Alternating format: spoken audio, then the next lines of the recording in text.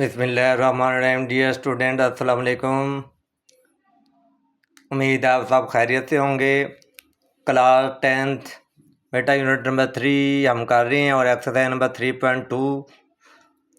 Last lecture में हमने exercise number 3.2 के पहले 3 क्वेश्चन सॉल्व किए थे। आज हमने क्वेश्चन नंबर 4 सॉल्व करना है। तो बेटा क्वेश्चन नंबर 4 के अंदर उसने कहा find transpose of the following matrix. बेटा ट्रांसपोज, ये 3 मैट्रिक्स हमारे पास गिवन है, ए बी और डी। इनका हमने ट्रांसपोज फाइंड करना है। तो बेटा ट्रांसपोज फाइंड करने के लिए हम क्या करते हैं, ज़रा तवज्जो के साथ सवाल को समझिएगा। बेटा ए लिखें, जो मैट्रिक्स का नाम है इसके ऊपर टी लगाएं। बेटा टी का मतलब होता है ट्रांसपोज। तो बेटा हम क्या करेंगे, ट्रांसपोज में हमने रो को कॉलम में चेंज कर देना है। ये 2 3 हॉरिजेंटल लाइन में लिखा हुआ है, इसको वर्टिकल लाइन में लिख देना है।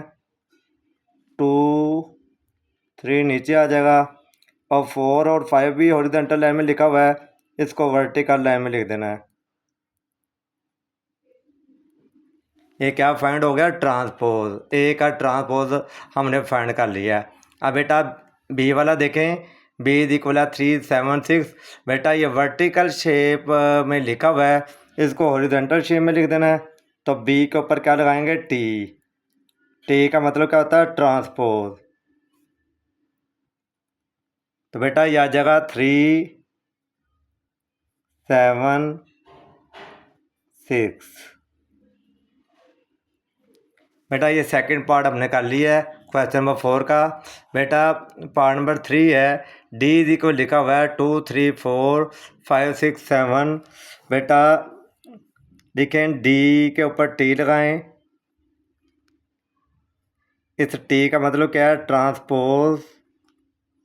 बेटा 2 5 ये हॉरिजेंटल लाइन में लिखा हुआ है, इसको वर्टिकल लाइन में लिख दें। 2 5 उसके बाद 3 और 6,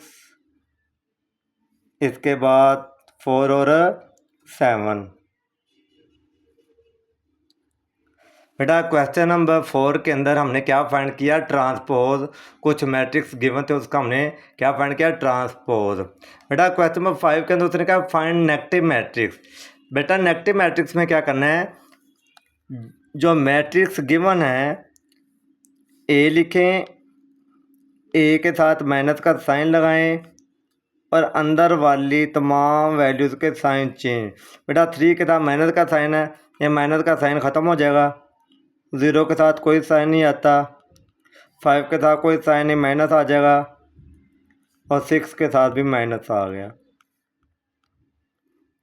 ये क्या फाइंड हो गया, हमने क्या फाइंड कर लिया बेटा, नेगेटिव मैट्रिक्स। क्या फाइंड किया, नेगेटिव मैट्रिक्स। अब बेटा बी का नेगेटिव मैट्रिक्स फाइंड करेंगे। तो बेटा बी के साथ माइनस का साइन लगाएं और अंदर वाली रकमों के साइन चेंज कर देने। -3 और -2 है, खाली 3 और 2 आ जाएगा। और दूसरा जो कॉलम है उसके साइन चेंज कर दें, -3 और -2। यानी कि क्वेश्चन नंबर 5 के अंदर हमने क्या फाइंड किया है, नेगेटिव मैट्रिक्स। मैट्रिक्स दिए हों तो उनका नेगेटिव मैट्रिक्स कैसे फाइंड करना है, उनके हमने साइन चेंज कर देने हैं। अब बेटा हम क्वेश्चन नंबर 6 करेंगे। बेटा क्वेश्चन नंबर 6 है, इफ ए इज इक्वल है 2 3 4 5 देन वेरीफाई ए के ट्रांसपोज का ट्रांसपोज इज इक्वल है ए। बेटा किसी भी मैट्रिक्स का डबल ट्रांसपोज लें तो आंसर दोबारा वही मैट्रिक्स आ जाता है। अब हम इसको प्रूव करते हैं। पहले ए का ट्रांसपोज फाइंड करने लगा हूँ। तो बेटा ए के ऊपर टी का साइन लगाएं। टी का मतलब ट्रांसपोज। तो बेटा इसका ट्रांसपोज फाइंड करने लगा हूँ। रो को कॉलम में कर दें, 2 3 4 और 5। ये एक मरतबा ट्रांसपोज फाइंड हो गया। बेटा इसका दोबारा ट्रांसपोज फाइंड करें, ए के ट्रांसपोज का ट्रांसपोज। तो बेटा फिर रो को कॉलम में चेंज कर दें,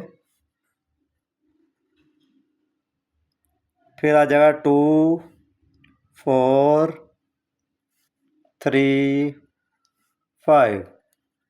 तो बेटा आंसर अगेन वही रकम आ गई। तो हमारे पास हम लिखेंगे सो वेरीफाई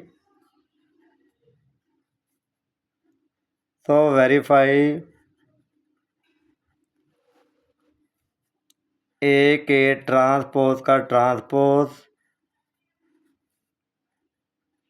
इज इक्वल है ए।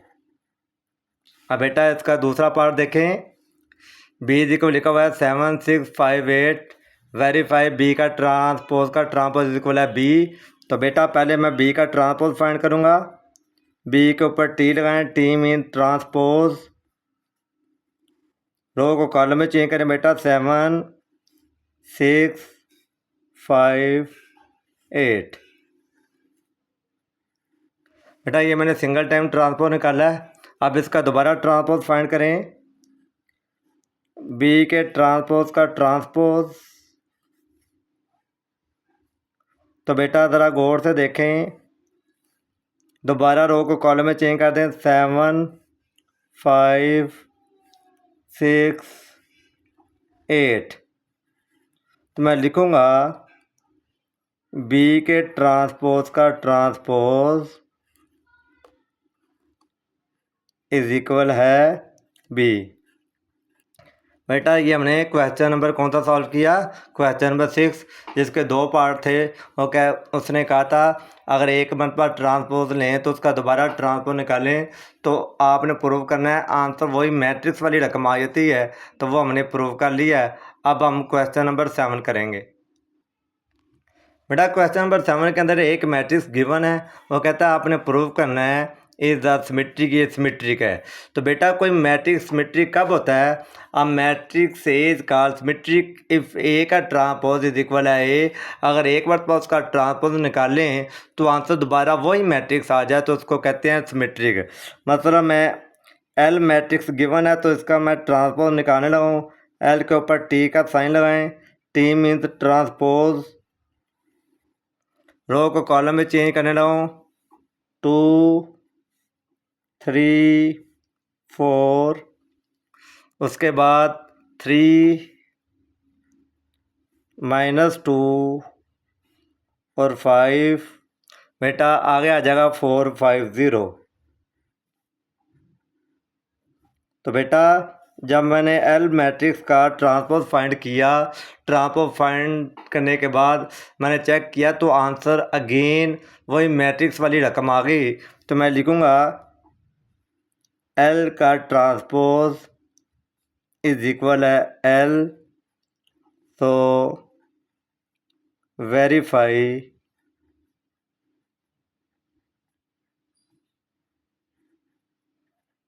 this matrix is, so verify this matrix